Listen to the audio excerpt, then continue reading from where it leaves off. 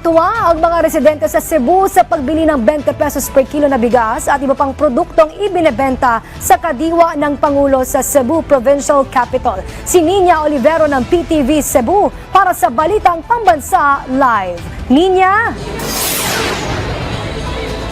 Yes, Princess, napakahalaga ng araw hindi lang dito sa Cebu kundi pati na sa buong bansa dahil ngayong araw ipatutupad ang pagbebenta ng 20 pesos per kilo na bigas na programa ni Pangulong Ferdinand R. Marcos Jr. na inilunsad dito sa Cebu Provincial Capital.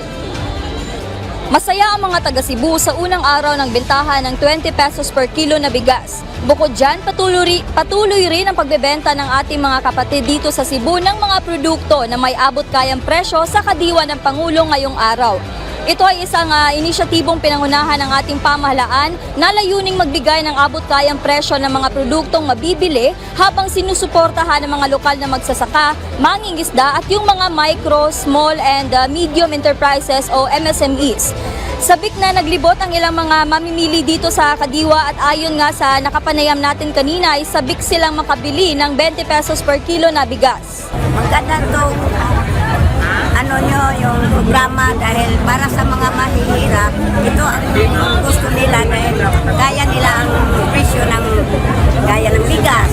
Lahat-lahat ng mga gulay para makabili sila para sa kanilang pamilya. Ma-budget nila ang kanilang mga pera. Samantala, nasa higit 15 LGU naman ang nagbebenta ng mga produktong sikat sa kani-kanila mga LGU, kabilang na dito ang Liloan, Talisay, Argao, Tuburan, Toledo City, Ronda, Malabuyok, Alcantara, Hinatilan, Alegria, Cordova, Carmen, Sogod, Compostela at Camotes. Maliban sa mga gulay at prutas, ibinebenta rin dito sa kadiwa ng Pangulo ang kanilang locally made products gaya ng banig, mga kakanin, mga bag, tableya, banana chips at iba pang delicacies.